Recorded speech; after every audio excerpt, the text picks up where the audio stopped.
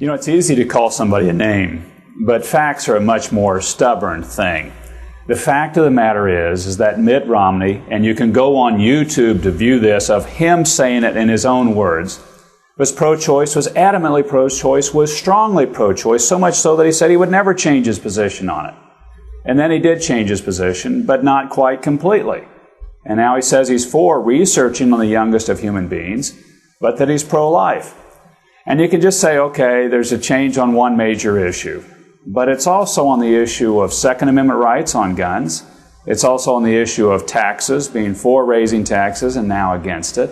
It's also on the issue of pornography, saying this is terrible, and yet being the auditor and on the board of a major corporation that was making money off of selling pornography into hotel rooms. You can't just flip on all of these issues without there being some pattern of inconsistency and inconsistent leadership.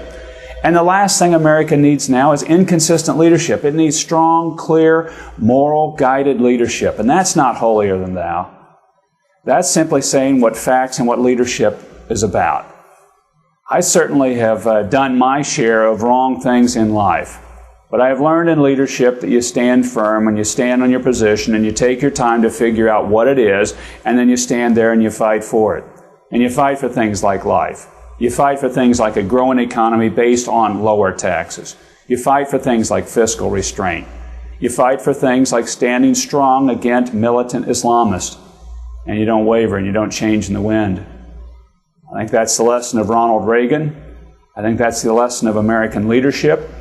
And even when the poll numbers are down, you stand there and you fight for it because you believe in it. It's not something you're just changing for the moment or changing for the election. You believe in it, and that's why you fight for it.